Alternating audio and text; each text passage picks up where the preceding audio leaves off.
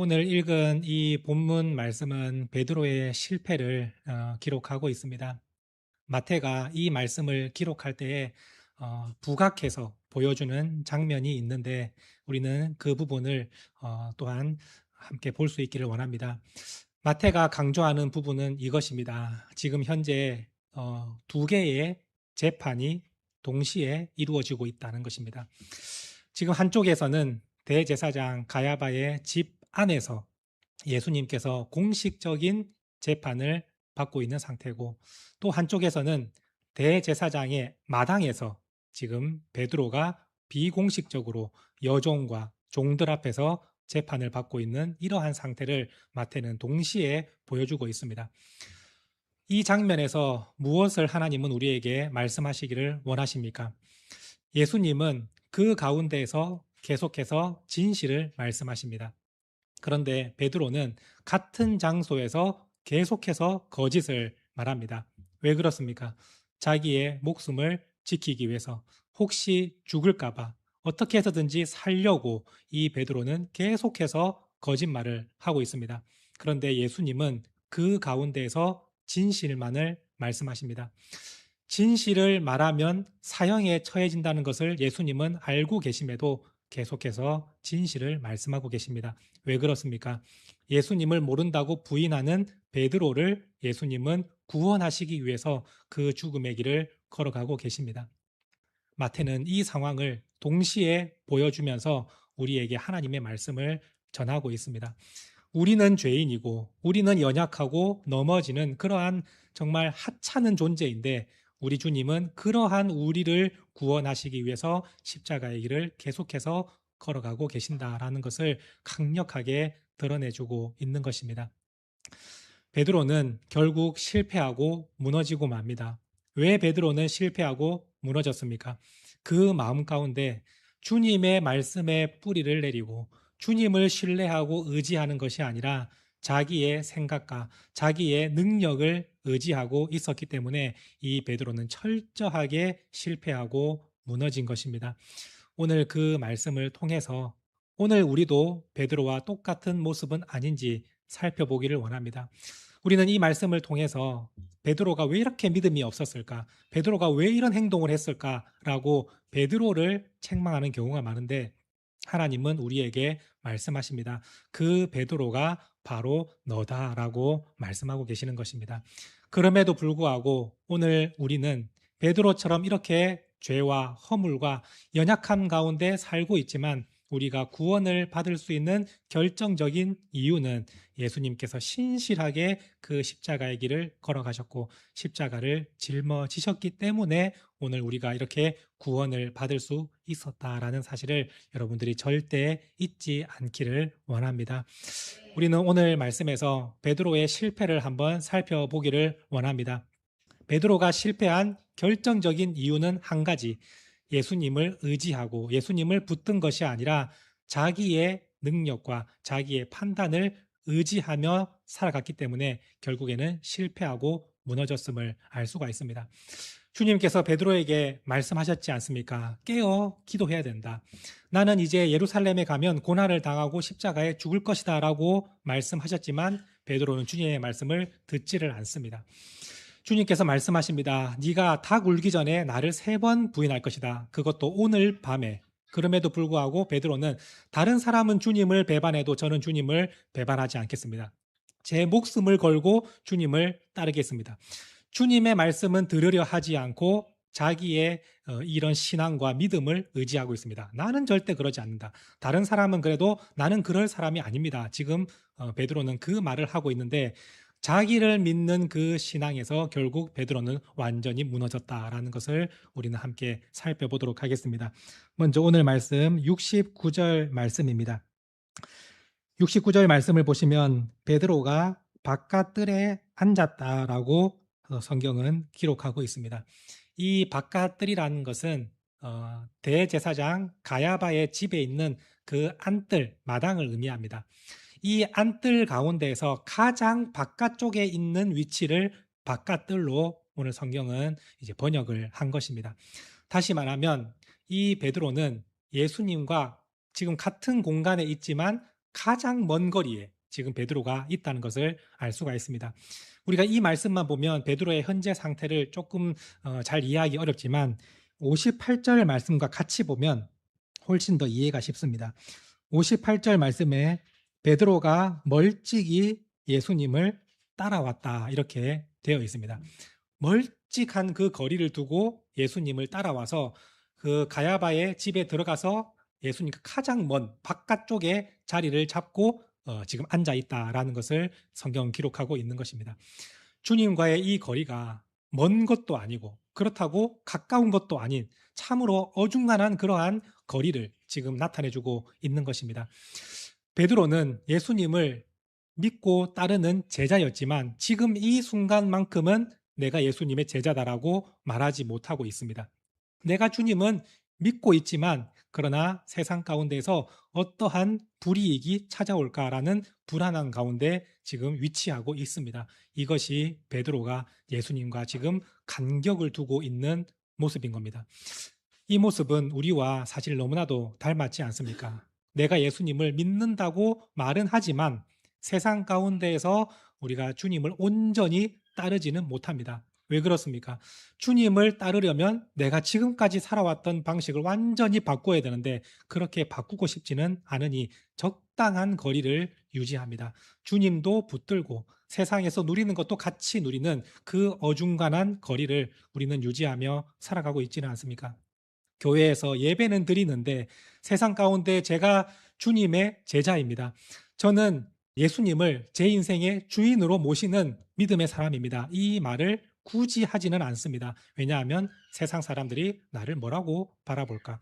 혹시 내가 그 말을 함과 동시에 내가 당하지 않아도 될 불이익을 당하지는 않을까? 그래서 굳이 그 말을 하지 않고 어중간한 모습으로 신앙생활을 하고 있습니다. 이 모습이 베드로의 모습과 너무나도 닮아 있지 않습니까? 베드로는 이러한 상태에 있기 때문에 그는 결국 예수님을 모른다고 3번이나 부인하는 그러한 상황을 마주하게 되는 것입니다. 오늘 우리가 예수님과 거리를 두고 나는 그렇지만 끝까지 주님을 믿을 수 있다라고 말을 하면서 살아가고 있다면 결국 우리도 베드로처럼 완전히 무너지는 그러한 경험을 하게 될 것입니다. 주님과 적당한 거리를 두면서 세상에도 붙들고 주님의 손도 붙잡고 있지만 나는 결정적인 순간에는 주님을 의지하고 이 세상을 놓을 수 있다라고 나 자신을 의지하고 살아가고 있다면 결국 베드로처럼 오히려 예수님의 손을 놓아버리는 그러한 철저히 무너지는 그런 신앙이 되고 만다는 것입니다. 오늘 우리가 그러한 모습으로 살아가고 있다면 오늘 이 말씀을 통해서 다시 한번 주님께 완전히 돌이킬 수 있기를 원합니다. 우리 주님은 말씀하십니다. 나를 따라올 때 적당한 거리를 유지해도 된다. 멀리 있어도 된다. 나만 따라오라 라고 말씀하지 않으셨습니다. 우리 주님은 나를 따라오라 할 때 자기를 부인하고 자기 십자가를 지고 나를 따라와야 된다라고 말씀하십니다. 그 의미가 무엇입니까? 거리를 두고 따라오는 것이 아니라 주님께 완전히 밀착해서 주님과 하나됨으로 따라오라라는 말씀인 것입니다. 주님께 뿌리를 내리고 주님의 말씀을 신뢰하고 온전히 주님만 의지하며 따라가는 그 신앙이 진짜 주님을 따라가는 신앙이지 베드로처럼 이렇게 거리를 두고 따라가는 신앙은 절대로 바른 신앙이 아니고 결국에는 무너지게 되어 있다라는 것을 주님은 말씀하고 싶으신 것입니다. 바라기는 우리 여러분들 지금 현재 자기의 삶을 점검해 보십시오. 주일에는 신앙인인데 평일에는 세상 속에서 나는 아무도 내가 신앙인지를 모르고 살아가고 있다면 지금 베드로와 똑같이 멀찍이 주님을 따라가며 바깥들의 자리를 잡은 신앙과 똑같다는 사실을 여러분들이 기억할 수 있게 되기를 원합니다. 오늘 우리가 세상 속에서 나는 진짜 예수님의 사람입니다. 내 인생의 주인은 오직 주님 한 분입니다. 이 사실을 진짜 믿음으로 고백하며 세상 가운데 그것을 자랑할 수 있는 저와 여러분들이 될 수 있기를 간절히 소망합니다. 베드로가 이렇게 거리를 두며 있을 때에 한 여종이 베드로에게 와서 말을 겁니다. 이 여종은 대제사장 가야바의 집을 지키는 문지기로 있는 여종입니다. 문지기는 사람들이 출입하는 것을 다 확인을 하고 그 사람을 알아봅니다. 근데 베드로는 한 번도 이 집에 온 적이 없는 사람이었기 때문에 베드로가 낯선 사람임을 이 여종은 단번에 알아본 것입니다. 요한을 통해서 겨우 가야바의 집 안으로는 들어왔지만 이 여종은 계속해서 베드로가 낯선 사람임을 보고 있고 그 베드로의 행동이 뭔가 미심쩍어서 지금 와서 말을 거는 겁니다. 혹시 당신 예수와 함께하는 사람 아닙니까? 라는 그 질문을 베드로에게 합니다. 이 여종은 한 번도 베드로를 본 적이 없고 예수님과 함께하고 있는 모습을 본 적이 없습니다. 그냥 추측에 오늘 이 사람은 낯선 사람이고 지금 예수님은 안에 계시는데 이 사람이 들어와서 안절부절하게 예수님을 향해서 뭔가 초조한 눈빛으로 바라보고 있는 것을 보니 당신 혹시 예수와 함께한 사람 아닙니까? 라는 것을 지금 이 여종이 말을 한 것입니다. 그런데 베드로는 그 하찮은 여종 앞에서 아무것도 알지 못하는 여종 앞에서 두려워하며 자기는 무슨 말을 하는지 모르겠다라고 얼렁뚱땅 넘어가 버립니다. 이 순간만큼은 베드로가 잘 넘겼을 거라 생각을 했는데 그 마음 가운데 불안함과 초조함이 있기 때문에 그 행동에서는 분명히 사람들 눈에 보기에 이상하다는 점이 있습니다. 오늘 말씀을 자세히 보면 아시겠지만 71절 말씀에 베드로가 앞문까지 나아갔다 이렇게 되어 있습니다.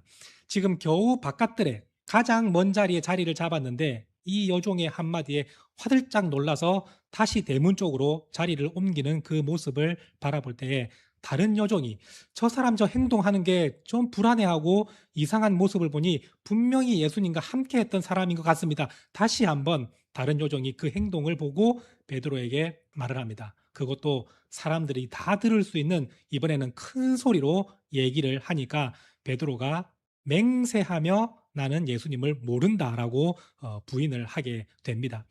사람들 앞에서 잘못하다가는 자기의 목숨도 날아갈 판이기 때문에 맹세하고 어떻게 맹세했는지는 알 수가 없지만 아마도 뭐 하늘로 땅으로 뭐 이런 것들로 맹세를 했겠죠. 나는 진짜 예수를 알지 못하는 사람이다라고 말을 해서 그 순간이 잘 넘어간 것처럼 보입니다.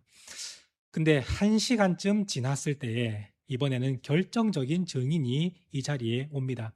그 사람은 베드로가 겟세마네 동산에서 칼을 휘두르면서 대제사장의 종인 말고의 귀를 잘라버렸지 않습니까? 그 말고와 친척이었던 사람이 지금 가야바의 그 앞마당에 같이 지금 자리를 하고 있는 것입니다. 그 사람이 와서 베드로를 보니까 내가 겟세마네 동산에서 당신이 칼을 휘두르며 내 친척의 귀를 자른 바로 그 사람 아닙니까? 내가 두 눈으로 봤습니다. 이 정확한 증인이 지금 베드로에게 나타난 것입니다.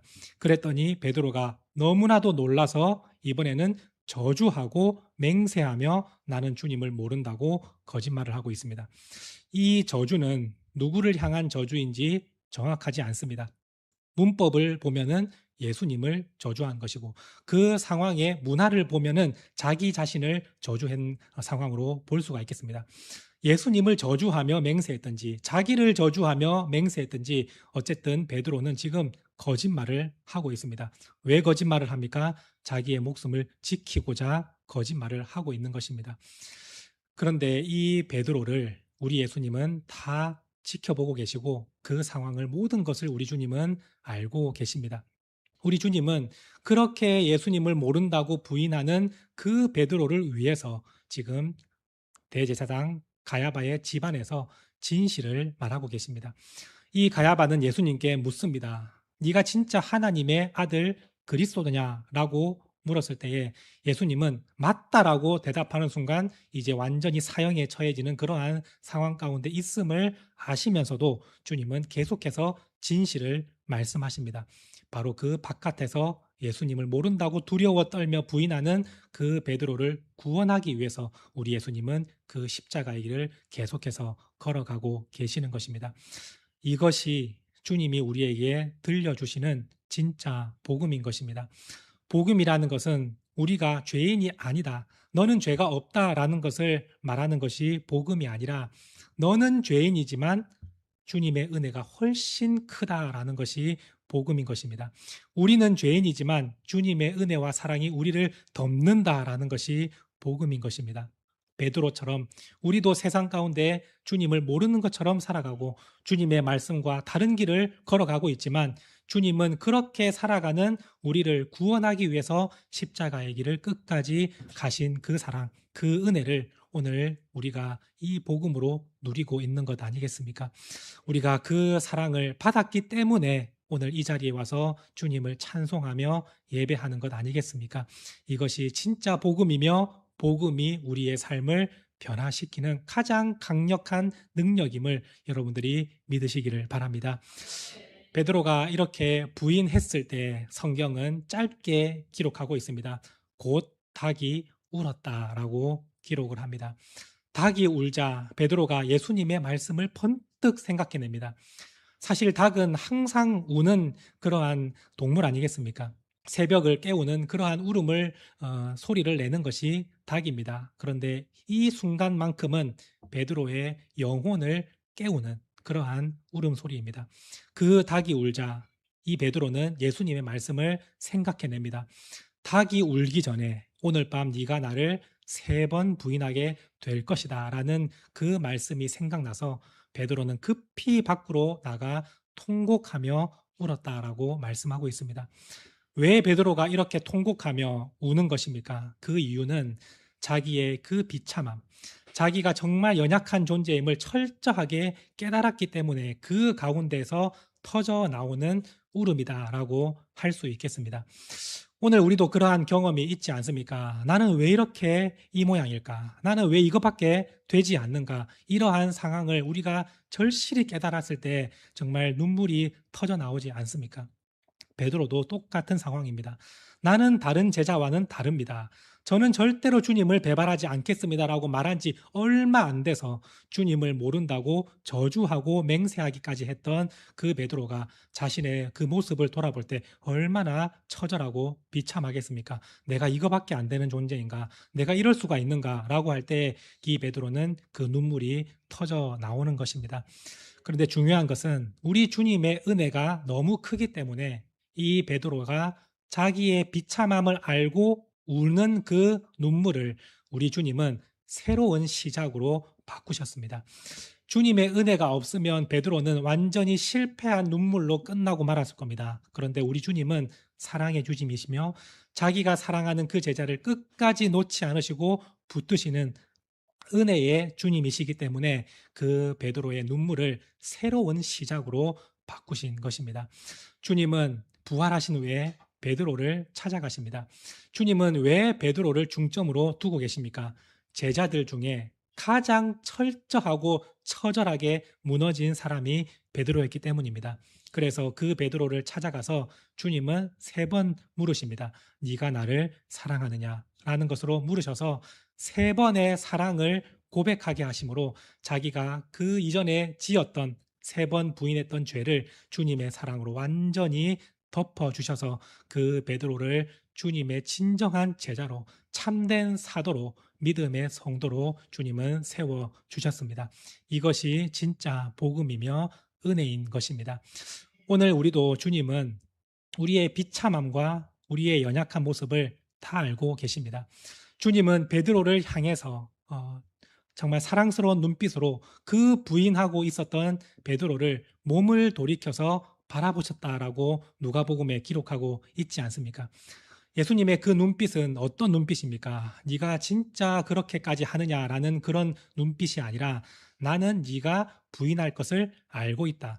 나는 네가 저주하며 맹세하기까지 부인할 걸 모르고 한 말이 아니다. 나는 모든 것을 다 알고 있다. 그러나 내가 너를 놓지 않는다. 그러기 때문에 내가 십자가의 길을 가는 것이다. 그러니 갈릴리에서 다시 만나자. 이것이 주님이 베드로를 향해서 돌이킨 그 사랑의 눈빛 아니겠습니까? 오늘 주님은 똑같은 마음으로 우리를 바라보고 계십니다. 우리가 철저하게 무너지고 내 자신을 믿고 내 계획을 가지고 살아왔지만 완전히 무너져버리고 사람들 앞에서 주님을 부인하고 사람들 앞에서 주님의 이름도 말하지 못하는 그런 두려움 가운데 떨고 있어도 우리 주님은 다 알고 있다. 내가 너를 이해한다. 그러니 내가 십자가의 길을 가는 것이 아니냐. 이것을 주님은 우리에게 말씀하고 계시는 것입니다. 오늘 바라기는 우리 모든 성도님들이 이 은혜 가운데 주님을 철저하게 이제는 붙들 수 있기를 원합니다. 지금까지 내 믿음과 내 생각과 내 판단과 내 경험을 의지하며 나는 할 수 있다. 나는 끝까지 주님을 붙들 수 있다. 이러한 고백으로 살아왔다면 그 마음을 이제는 다 내려놓고 나는 연약한 존재입니다. 저는 부족한 사람입니다. 저를 주님이 붙드셨기 때문에 구원하셨으니 제가 이제 주님만 의지하며 신뢰하기를 원합니다. 이 믿음으로 바뀔 수 있게 되기를 원합니다. 우리가 주님을 신뢰하는 삶이라는 것은 어려운 일이 아닙니다. 주의 말씀을 듣는 것, 그 말씀을 붙들고 살아갈 수 있도록 기도하는 것, 그 삶이 주님을 의지하는 삶입니다. 머릿속으로만, 입으로만 주님을 의지합니다. 라는 것이 아니라 주님의 말씀을 듣는 것, 그리고 그 말씀대로 살아갈 수 있도록 주님께 기도하며 사는 것, 그것이 주님을 신뢰하고 의지하는 삶의 모습임을 여러분들이 기억하시고, 혹시 지금까지 말씀도 없이 기도도 없이 내 믿음만 의지하며 살아왔다면 다시 한번 주님의 말씀에 뿌리를 내리고 그 말씀대로 살아갈 수 있도록 힘을 달라고 기도하는 저와 여러분이 될 때에 우리 주님께서 여러분들을 다시 한번 믿음으로 세우시고 이 땅 가운데, 이 시대 가운데 하나님의 강력한 자녀로, 예수님의 제자로 세워 가실 것입니다. 이 은혜가 오늘 함께한 우리 모든 성도님들에게 임하게 되기를 간절히 소망합니다.